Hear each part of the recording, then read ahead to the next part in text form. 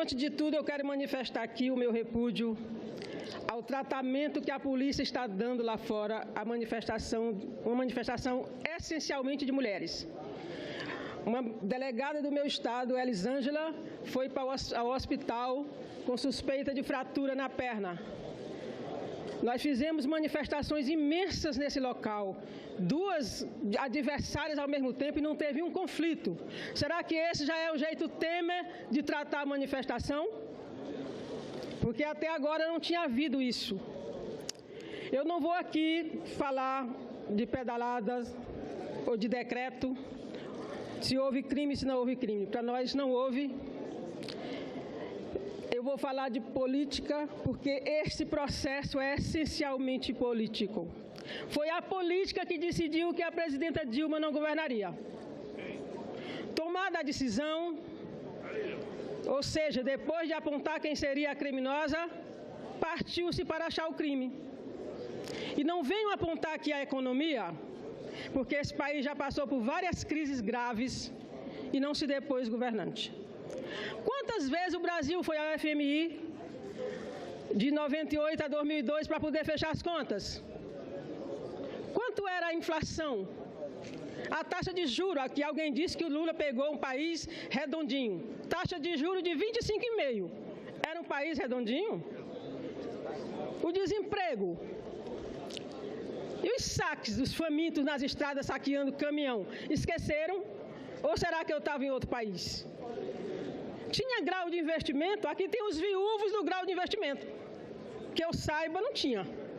Teve com o Lula. Perdemos, lamentavelmente, estamos perdendo, vamos recuperar. Valia tudo no propósito de derrubar Dilma. Dizia-se da necessidade de um ajuste fiscal. Quando ele veio, dificultou-se a sua aprovação. Discurso sindicalista na boca de escravocratas cheirava mal. Dizia que era preciso combater a corrupção. A presidenta enviou para o Congresso um pacote anticorrupção que sequer foi lido. Não aprovaram em 2014 o orçamento. Boicotaram, foram aprovar no começo de abril de 2015. Aproveitavam-se o quanto podiam da Operação Lava Jato para paralisar o país, com o devido apoio de setores do Judiciário, do Ministério Público, da Polícia Federal, dos empresários e principalmente de uma grande rede de TV, além de jornais e revistas conhecidamente golpistas. Os vazamentos seletivos eram direcionados a um único partido, o Partido dos Trabalhadores. Acabou-se o segredo de justiça. Os depoimentos, na mesma hora, estavam na Rede Globo. Depoimento em segredo de justiça. Grampeou-se e divulgou-se a vida pessoal de um ex-presidente, expondo-o na sua intimidade. Grampeou-se a presidenta da República. Mas ninguém quis saber da lista do HSBC. Está aí uma afinada CPI que vai acabar melancolicamente. O listão da Odebrecht. Ou o Panama Paper. O juiz Sérgio Moro chegou a celebrizar uma frase, não vem ao caso. E eu completo essa frase, não vem ao caso, o Lula não está lá. Porque ele é encegueirado no Lula. Encegueirado é uma expressão nordestina, viu? O direcionamento dos interrogatórios é de envergonhar uma magistratura que se diz isenta. Não vou usar a palavra golpe, porque sei o quanto alguns aqui se incomodam e se constrangem por estar contribuindo para o que um golpista de primeira linhagem chamou de golpe democrático, lá na Câmara, o deputado Heráclito Fortes, um dos mentores da conspiração, a palavra que eu usarei daqui para frente. Aliás, a história da humanidade está cheia de golpes travestidos de democráticos, não é? Quem é que não ouviu na ditadura que ia se implantar a ditadura para preservar a democracia? Pois bem, a conspiração começou a tomar forma em meados de abril de 2015, 3 meses depois da posse. No mês seguinte, o PSDB encomendou o parecer da doutora Janaína Pascoal, que recebeu R$45 mil. Reuniões semanais aconteciam no QG do impeachment, para construir o processo de afastamento da presidenta, 3 meses depois. Com direito a aulas de estratégias dadas pelo senador Nelson Jobim, que orientava as ações nas 3 vertentes, que eu suponho que seriam as vertentes jurídica, judiciária, política e midiática, porque esses setores trabalharam tão em sintonia pelo impeachment da presidente, né? É uma sintonia, uma sincronia digna de ginastas bem treinados. Nas reuniões, recebiam visitas especiais. Armínio Fraga, o senador José Serra e a mais importante delas, o vice-presidente Temer. O que ia fazer lá um vice-presidente se não dar sua contribuição para a conspiração? O comando da conspiração, intitulada de G8, era formado de deputados Heráclio Forte, Jarbas Vasconcelos, José Carlos Aleluia, Raul Jugman, Marcos Pestana, Tadeu Alencar, Rubens Bueno e Mendonça Filho, que era chamado o cérebro da conspiração. Isso não sou eu que estou dizendo, não. Foi a entrevista do Heráclio no Estadão. Talvez por isso ele vai ser ministro da Educação, né? Mensalmente, haviam reuniões ampliadas, chegando ao pleno de mais ou menos 80 pessoas. Lá não teve vazamento, gaba-se o anfitrião. Semanalmente a reunião, mensalmente a plenária. Incitaram a classe média a ir às ruas bater panela sob bandeira do combate à corrupção. Pura falácia. O que tinha de gente corrupta naquelas manifestações, não dá nem para contar. Vestiu a camisa da corrupta CBF. Dono de posto de gasolina que adultera combustível, médico que cobra a cirurgia do SUS e do paciente, empresário que adulterou o leite que a gente bebe, o líder do Movimento Brasil Livre que tem 60 processos nas costas, inclusive de sonegação fiscal, e políticos, muitos com a história, com o passado que condena. Fez parte do jogo também manter Eduardo Cunha reconhecidamente sem condições de dirigir a Câmara até que ele cumprisse a tarefa que lhe cabia na conspiração.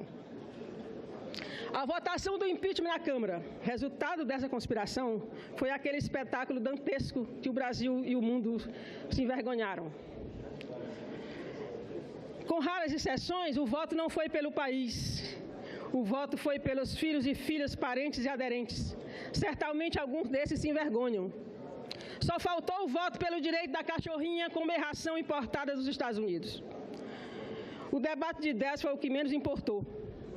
Na comissão do Senado também, apesar do debate mais qualificado, tivemos vários momentos de desdém, beirando o deboche. Alguns repetiam o mesmo discurso, cada vez que se manifestavam. Outros usavam metáforas risíveis. Pesquisando o passado de alguns, confirma-se o dito popular: macaco não olha para o rabo. Não poderia deixar de mencionar o componente sexista, misógino dessa conspiração. É como se não dissesse, mulher não pode. Principalmente a Dilma. Imagine uma terrorista presidindo o Brasil. Era assim que rotularam ela os torturadores. Reafirmo que esse era desde o início um jogo jogado, decidido. Já estava escrito que a Casa Grande, por descuido, deixou os escravos chegarem na sala, mas ia devolvê-los à senzala. Tem aquela fábula do lobo e do cordeiro? O lobo tinha decidido comer o cordeiro. Aí foi buscar motivo. Chegou no riacho, o cordeiro estava bebendo e ele... Cordeiro, eu vou te comer. Por que, seu lobo? Porque tu está sujando a minha água. Não, eu estou aqui embaixo, seu lobo. Você está em cima, a água vem daí. Ah, então foi ontem. Não, ontem eu não estive aqui. Ah, então foi seu pai. Meu pai, eu não tenho mais pai. Não interessa, eu vou te comer. Porque é da natureza do lobo comer o cordeiro. Não adianta oficina de técnica de convivência, não adianta colocar o lobo no ministério. Eles vão cedo ou tarde criar motivo para comer o cordeiro. Esse golpe democrático não é pela moral, não é pela ética, não é contra a corrupção, não é pela boa prática de governança. Que boa prática de governança se ainda agora um senador daqui teve que sair para se filiar a outro partido para poder assumir o ministério? Se fosse boa prática de governança, ele assumiu o ministério no partido que ele está. Então foi um rateio, ele não podia assumir.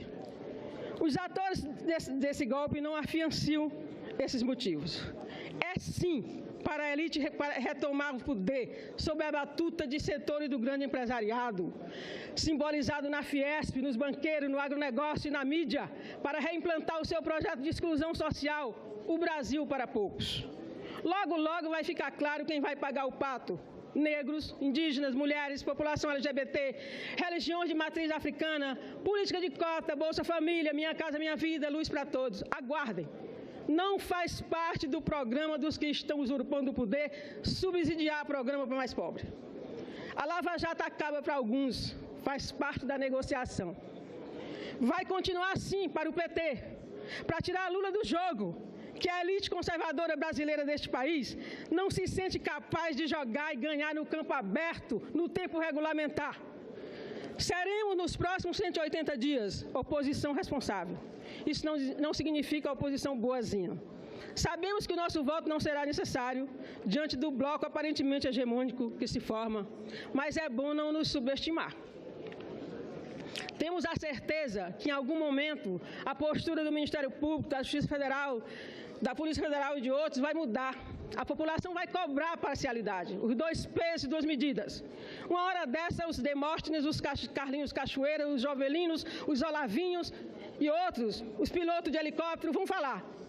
O juiz Sérgio Moro foi um juiz do Banestado, junto com o mesmo procurador que persegue Lula em São Paulo. Um escândalo maior que a Lava Jato, dizem alguns, e ele engavetou. É também o juiz de um processo de um senador desta casa, a famosa Operação Concorde, uma chuva de dinheiro que aconteceu na capital desse país, de um prédio. Está há 4 anos sem se pronunciar. A ministra Rosa Weber tinha dado 90 dias desde 2012. Ontem noticiou-se uma fazenda que Michel Temer usa, 1.500 hectares, cabem 100 sítios de Atibaia lá dentro. É de um amigo, Coronel João Batista Lima, o mesmo a quem o delator da Ingevix disse ter entregue R$1 milhão para Temer. Olha o destino começando a conspirar. Por fim, quero dizer que nestes 180 dias estaremos aqui combatendo o bom combate. E também estaremos no nosso fronte original, as ruas. Lutaremos para recolocar as coisas no seu lugar certo e original. E vamos recontar a história como ela de fato aconteceu. Se há algo que aprendemos é que deslealdade e traição não tem perdão. Dilma foi traída pelos que compartilharam o poder com ela.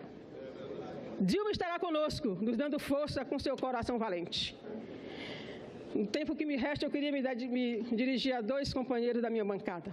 Ciro, não sei se está aqui, meu ex-aluno, a quem eu dei muita nota 10, merecidas, era excelente aluno. Eu quero te dar outra nota 10, Ciro, por favor, vote com a gente. Meu velhinho trabalhador que está ali, senador Elmano, caminheiro de longas caminhadas, eu quero continuar caminheira com o senhor, doutor Elmano, por muito tempo ainda. Espero o seu voto com a gente. Muito obrigada, senhor presidente. Era isso que eu tinha a dizer.